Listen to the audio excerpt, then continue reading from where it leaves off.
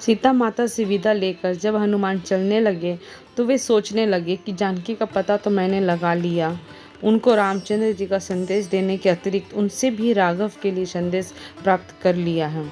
अब मुझे शत्रु की शक्ति का भी ज्ञात कर लेना चाहिए।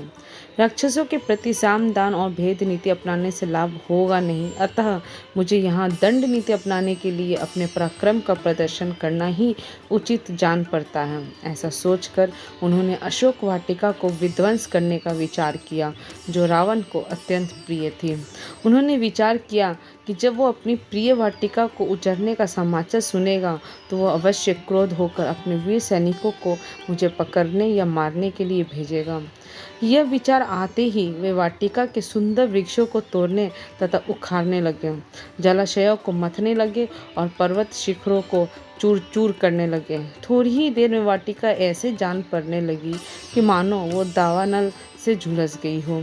सुंदर सरोवर के मणिमय स्फटिक घाटे टूटकर मलबे में परिवर्तित हो गए। वाटिका में बनी अट्टालिकाएं भी उनके विध्वंसक हाथों से ना बच सकी। इस प्रकार उन्होंने अशोक वाटिका को शोक वाटिका बना दिया। सब पक्षी घोंसलों से निकलकर आकाश में मंडराने लगे। जो राक्षसियां रात भर सीता पर पहरा देते देते सो गई थी, वे भी अब इस शोर को सुनकर जाग गईं और उन्होंने चकित होकर अशोक वाटिका की दुर्दशा को देखा। वे दौड़ी हुई रावण के पास जाकर बोली, हे राजन, अशोक वाटिका में एक भयंकर वानर घुस आया है। उसने सब वृक्षों को तोड़कर तहस नहस कर दिया है। सरोवर के घाटों तथा अट्टालिकाओं को भी तोड़कर कूड़े का ढेर बना दिया है। जब हमने उसे भगाने का प्रयत्न किया तो हमारे ऊपर ही झपट पड़ा। बड़ी कठिनाई से हम अपने प्राण बचाकर आपके पास तक पहुंच पाए हैं। उस दुष्ट वानर से ना तो जानकी के साथ भी न जाने क्या वार्तालाप किया है। हमें उससे बहुत भय लगता है, कहीं वो सीता को भी जान से ना मार डालें। यह समाचार सुनकर रावण प्रज्वलित चिता की भांति क्रोध से जल उठता है। उसकी भ्रिकुटी धनुष की भांति तन गई। उसने तत्काल अपने अनुचरों को आज्ञा दी कि उस दुष्ट वानर को पकड़कर मेरे पास लाओ। रावण की आज्ञा मिलते ही 80,000 राक्षस नाना प्रकार के अस्त्र शस्त्र और लोहे की श्रृंखला लेकर उस उत्पाती वानर को पकड़ने के लिए चल पड़े। विचित्र गदाओं, परिधों आदि से युक्त वे वेगवान राक्षस अशोक वाटिका के द्वार पर खड़े हुए वानरवीर हनुमान जी पर चारों ओर से इस प्रकार झपटे मानो पतंगे आग पर टूट पड़े हों। तब पर्वत के समान विशाल शरीर वाले तेजस्वी हनुमान ने उच्च स्वर में घोषणा की कि महाबली श्री राम तथा लक्ष्मण की जय हो। श्री राम के द्वारा सुरक्षित राजा सुग्रीव की भी जय हो। मैं महापराक्रमी कौशल नरेश श्री रामचंद्र जी का दास हूँ। मेरा नाम हनुमान है। मैं वायु का पुत्र, शत्रुओं का संहार करने वाला हूँ।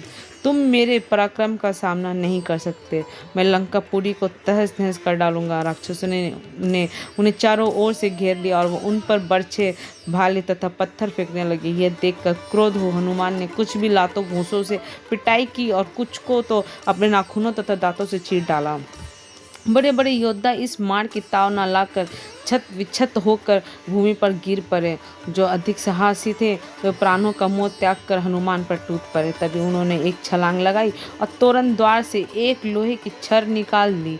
फिर उस छड़ से उन्होंने वो मार काट मचाई कि बहुत से योद्धा तो वहीं खेते रह गए और शेष प्राण बचाकर वहाँ से भागकर रावण के पास पहुँचे। जब रावण ने इन राक्षसों की ऐसी दशा देखी तो उसका क्रोध और भड़क उठा। उसने प्रहस्त करके पुत्र जम्बूवाली को बुलाकर कहा, हे वीरश्रेष्ठ, तुम जाकर उस वानर को पकड़ कर ले आओ। यदि वो जीवित ना पकड़ा जा सके तो उसे मार डालो।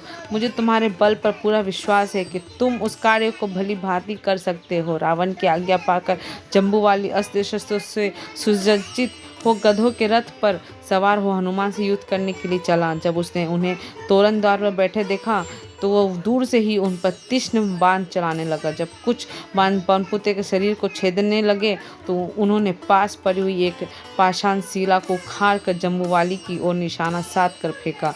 उस विशाल शिला को अपनी ओर आते देख उस वीर राक्षस ने फुर्ती से 10 बाण छोड़कर उसको चूर चूर कर डाला। जब हनुमान ने उस शिला को इस प्रकार टूटते देखा तो उन्होंने तत्काल एक विशाल वृक्ष को उखाड़ कर राक्षसों पर आक्रमण करना आरंभ कर दिए, जिससे बहुत से राक्षस मर गए और कुछ घायल होकर वहीं धराशायी हो गए। अपने सैनिकों को इस प्रकार मरते देख जम्बूवाली ने एक साथ 4 बाण छोड़कर उसका वृक्ष काट डाला और फिर 10 बाण छोड़कर हनुमान को घायल कर दिया। जब हनुमान के शरीर से रक्तधारा प्रवाहित होने लगी तो उन्हें बहुत क्रोध आया और वे एक राक्षस से लोहे का मुसल छीनकर जम्बूवाली पर उससे धराधर आक्रमण करने लगे, जिससे उसके घोड़े मर गए, रथ चकनाचूर हो गया और वह स्वयं भी निष्प्राण होकर पृथ्वी पर जा पड़ा।